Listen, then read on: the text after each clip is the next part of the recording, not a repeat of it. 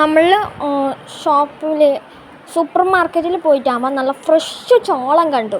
അപ്പം നമ്മൾ ചോളം വാങ്ങിച്ചിട്ട് കൊണ്ടുവന്നിട്ട് നമ്മളൊരു റെസിപ്പി ഉണ്ടാക്കിയാണ്. ചോളം എന്നിട്ട് നമ്മൾ തൊല്ലുകയാണ്. ചോളത്തിൻ്റെ പുറം ഭാഗമൊക്കെ അടർത്തി മാറ്റുകയാണ് നിങ്ങൾ ഈ കാഴ്ച കാണുന്നത്.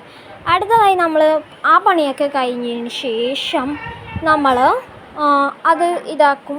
ഇങ്ങനെ നമ്മൾ ചോളം ചെറിയ ചെറിയ കഷ്ണമാക്കി വെച്ചു. ചെറിയല്ല, അങ്ങനെ കഷ്ണമാക്കി വെച്ചു. അതിന് ശേഷം നമ്മൾ വെള്ളത്തിലിട്ടു. ചോളം വേവിക്കാൻ വേണ്ടി വെള്ളത്തിൽ ഇട്ട് വെച്ചതാണ്.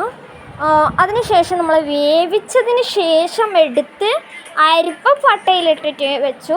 പിന്നെ നമ്മൾ വേവിച്ച് അരിപ്പപ്പട്ടയിലിട്ടു. നമ്മൾ കഴിക്കാൻ വേണ്ടി പോവുകയാണ്. അനിയൻ കഴിച്ച് നോക്കി. നല്ല രസമുണ്ടായിരുന്നു കേട്ടോ. നല്ല മധുരവും നല്ല രസമുണ്ടായിരുന്നു.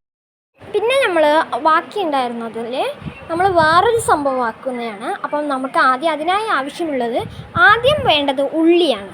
ഉള്ളി, തക്കാളി അരിഞ്ഞെടുക്കുക. അതിനുശേഷം ചോളം പൊളിച്ചിട്ട് ഒരു പാത്രത്തിലേക്ക് ബൗളിലേക്ക് ഇടാം. നമ്മൾ ബാക്കിയുണ്ടായ ചോളം പൊളിച്ചിട്ട് പാത്രത്തിലേക്ക് ഇടുകയാണ്, ബൗളിലേക്ക്.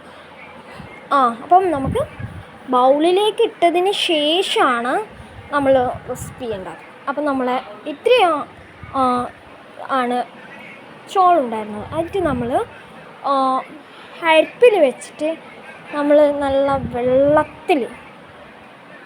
അടുപ്പിൽ നമ്മൾ വെള്ളത്തിൽ വേവിക്കാൻ വേണ്ടി വെച്ചു. ഗ്യാസിൽ വേവിക്കാൻ വേണ്ടി വെച്ചതാണ്. വേവിക്കാനിടുന്നത് കണ്ടില്ലേ. അതിന് ശേഷം വേവിക്കാനിട്ടു. എന്നിട്ട് വേവിച്ച് കഴിഞ്ഞതിന് ശേഷമാണ് നമ്മൾ ഈ റെസിപ്പി ഉണ്ടാക്കിയത്. ഇപ്പം വേവുന്ന കണ്ടില്ലേ. കുമ്പളൊക്കെ പൊന്തുന്നുണ്ട്.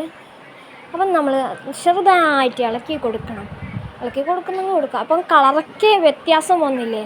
അതിന് ശേഷം നമ്മളൊരു ചെറിയ പാൻ എടുത്തതിന് ശേഷം എണ്ണ ഒഴിച്ച് ഉള്ളി ഇട്ടതിന് ശേഷം